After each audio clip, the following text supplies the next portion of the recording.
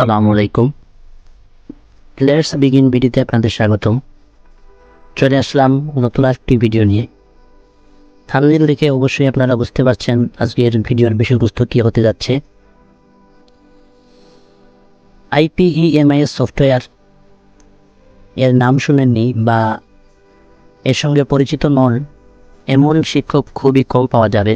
প্রাথমিক শিক্ষা অধিদপ্তরের সঙ্গে জড়িত যত শিক্ষক আছেন সবারই নিজ নিজ অ্যাকাউন্ট আছে IPEMIS সফটওয়্যারে।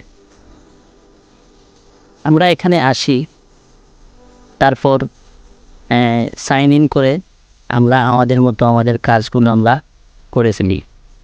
কিন্তু এই সফটওয়্যারটির অনেক বিশেষত্ব এবং এর অনেক কাজ রয়েছে, অনেক অজানা তথ্য রয়েছে যা আমাদের জানা প্রয়োজন।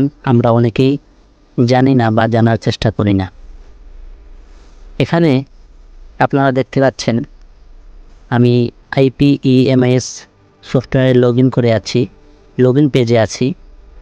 এখানে আমরা সবাই এখানেই আসি, তারপর আমরা সাইন ইন ফোনে আমাদের আইডি পাসওয়ার্ড দিয়ে আমরা সাইন ইন করে আমরা আমাদের মতো আমাদের কাজগুলো করি। এই সফটওয়্যারে কাজ করতে গেলে আমরা অনেক সমস্যার সম্মুখীন হই, যা এই সমস্যাগুলো সমাধান করতে আমরা আমাদের কলিগ বা অনেকের সাহায্য নেওয়ার চেষ্টা করি, কিন্তু আমাদের সমস্যা অনুযায়ী কিন্তু সমাধান আমরা অনেক সময় পাই না। যার কারণে অনেকেই নিজে এই কাজটি না করে অনেক কম্পিউটারের দোকানে গিয়ে এই কাজগুলো করান এবং অনেক অর্থ তাদেরকে এর জন্য বহন করতে হয়। তাই সাইন ইন করার আগে এই সফটওয়্যারের অনেক বিশেষত্ব এবং অনেকগুলো কাজ রয়েছে, যা আমি আপনাদের ধাপে ধাপে এক এক করে জানিয়ে দেওয়ার চেষ্টা করব। আপনারা আমার সাথেই থাকবেন। তাহলে চলুন শুরু করা যাক। প্রথমেই আমি এখান থেকে নতুনভাবে আবার সাইন ইন করি। এই সার্চ বারে আমি লিখি IPEMIS। লেখার পরপরই আপনি দেখতে পাচ্ছেন এখানে আমাকে সাজেস্ট করতেছে এই সাইটটির লিঙ্ক। আমি যদি এন্টারে চাপ দেই তাহলে আমাকে এই ধরনের একটি ইন্টারফেসে নিয়ে আসে। তারপর এখান থেকে অনেকেই এই যে সাইন ইন অপশন দেখতে পাচ্ছেন, এখানেই অনেকে সাইন ইনের জন্য ক্লিক করেন আর সরাসরি সাইন ইন পেজে আমাদেরকে নিয়ে আসে এইভাবে।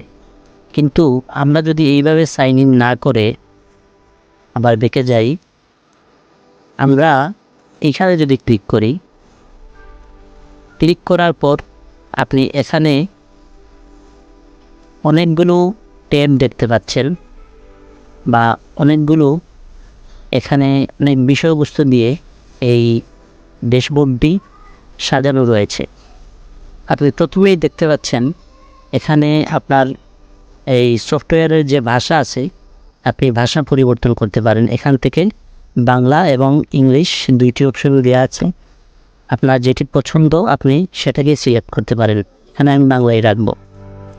তারপর এখানে দেখতে পাচ্ছেন সিটিজেন সার্ভিস, রিমোট লার্নিং, তথ্য সেবা, IPEMI সম্পর্কিত তথ্য এবং ফলাফল। তারপর আপনি এখানে দেখতে পাচ্ছেন সাইন ইন। আমরা পূর্বে যে সাইন ইন পেজে গিয়েছিলাম এখানে ক্লিক করলেও আমরা পূর্বের মতোই সাইন ইন পেজেই চলে যেতে পারবো। কিন্তু এর আগে আমি কিছুক্ষণ আগে আপনাদের বলেছিলাম আমরা অনেক সমস্যার সম্মুখীন হই। এই সমস্যাগুলোর সমাধান কিন্তু এই পেজের মধ্যেই আছে, কিন্তু আমরা এখানে খোঁজাখুঁজি না করে আমরা আমাদের অনেকেরই সাহায্য নেওয়ার চেষ্টা করি, কিন্তু আমরা এর সমাধান পাই না। আমরা যদি একটু স্ক্রল করে নিচের দিকে আসি তাহলে এখানে আপনি 4টি অপশন দেখতে পাবেন। প্রথমেই আছে ভিডিও টিউটোরিয়াল দেখুন, সাধারণ জিজ্ঞাসা, ইউজার গাইড, ডাউনলোড, অফলাইন ফরমসমূহ ডাউনলোড করুন। এখানে যে 4টি অপশন দেওয়া আছে এই 4টি অপশন একসাথে এখানে আপনি দেখতে পাচ্ছেন হেল্প ডেস্কে যান। এখানে যদি আপনি ক্লিক করেন তাহলে এই 4টি যে অপশন দেয়া আছে এখানে, এই 4টি অপশন একত্র করে এখানে দেয়া আছে। আমি এখানে ক্লিক করি, তারপর দেখুন এখানে দেয়া আছে ভিডিও টিউটোরিয়াল। দেখুন এখানে কি আছে, প্রথমবার শিক্ষক হিসেবে সিস্টেমে কিভাবে সাইন ইন করব। আপনারা অবশ্যই সকলেই সাইন ইন করেছেন, এটা হয়তো আপনাদের প্রয়োজনে নাও আসতে পারে। তারপর দেখুন এখানে দ্বিতীয় যে ভিডিওটা আছে, এখানে পাসওয়ার্ড ভুলে গেলে কি করব। এখানে যদি আপনি ক্লিক করেন, তাহলে আপনি যদি আপনার পাসওয়ার্ড ভুলে গিয়ে থাকেন, তাহলে এই ভিডিও দেখে দেখে আপনার পাসওয়ার্ড আপনি রিকভার করতে পারেন। আমি একবার ক্লিক করে দেখাচ্ছি। এই যে দেখুন, ক্লিক করতেই আমার সামনে এই ভিডিওটি চালু হয়ে গেছে। আমি এখানেও থাকবো না। তারপর সাইন ইনের পরে সাইড মেনুতে কী অপশন পাবো, ড্যাশবোর্ডে কী তথ্য দেখতে পাবো, কিভাবে নিজের পাসওয়ার্ড নিজেই পরিবর্তন করব, এইভাবে অনেক গুরুত্বপূর্ণ ভিডিও এখানে দেয়া আছে, যার যে সমস্যাগুলোতে সাধারণত আমরা পড়ে থাকি সেই সমস্যাগুলোর সমাধান এখানে দেয়া আছে। তারপর এখানে দেখতে পাচ্ছেন সাধারণ জিজ্ঞাসা। এখানে অনেক প্রশ্ন আছে যার উত্তর এখানেই দেয়া আছে। আপনি যদি এখানে ক্লিক করেন, তাহলে এর উত্তরগুলো আপনি দেখতে পাবেন। যেমন ধরুন আমি এখানে এই যে পাসওয়ার্ড কীভাবে পরিবর্তন করব, এখানে যদি আমি ক্লিক করি, আপনি দেখতে পাচ্ছেন এখানে আমার উত্তরটি দেওয়া আছে। তারপর নিচের দিকে যদি আমি একটু স্ক্রল করি, তারপর এখানে দেখতে পাচ্ছেন কিছু পিডিএফ ফাইল এখানে দেয়া আছে, যা আমার প্রয়োজন যদি হয় তাহলে আমি এখান থেকে ডাউনলোড করতে পারবো খুব সহজেই।